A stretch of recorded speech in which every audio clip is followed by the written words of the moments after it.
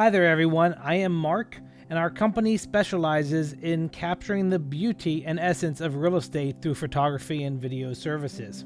Our team is equipped with awesome equipment to allow us to make a property stand out.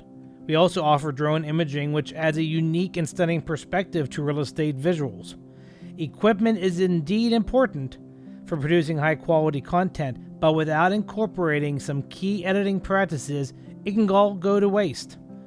Editing is the critical step that polishes and refines the work that we do, ensuring it meets the desired standards. We use a combination of Photoshop and Lightroom to achieve the desired outcome. Primarily, we use Lightroom to color grade our images, and we use Photoshop to clean up any imperfections in the images. So to start with, on this particular photo, we have the power lines in the top right corner that we would like to be able to eliminate. By eliminating those, it is more attractive and makes the house look less cluttered around it. And by doing that, we can easily go over to the healing brush, and by going to your top left, you're able to change the size of the healing brush. We'll make that a little bit larger, and quite simply, you can go right over top of the power line. And by doing that, it disappears. So you can do that in multiple locations, be able to completely clean that out and do a very smooth job. It will also go over top of the trees and so on as well. Another option that you also have is that you can use the clone tool. The clone tool will allow you to make that a little bit bigger.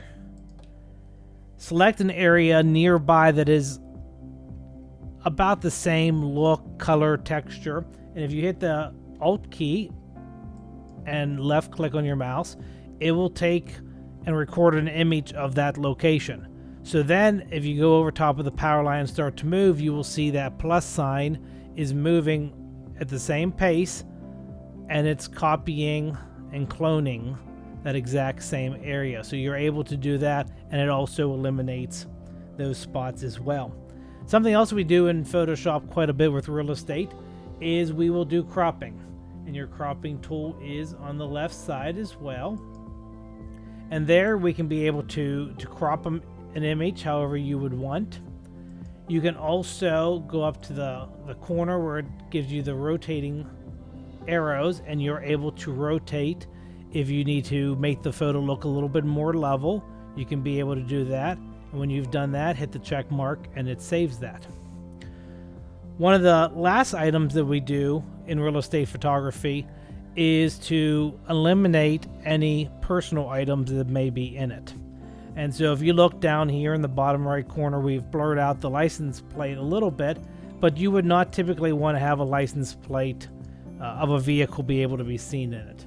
So if you zoom in on that, there's a number of ways you can do that. You can just color over top of it. You could put a white box over it if you want to.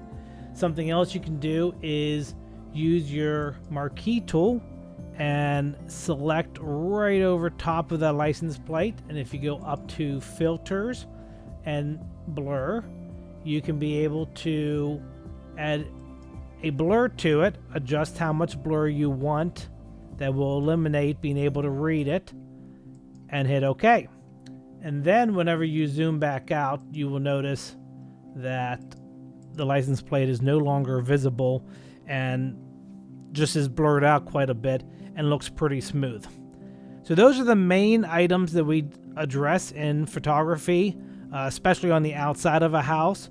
If you have any questions, comment below. We're interested in seeing what else you do to your photos to be able to improve them for real estate use.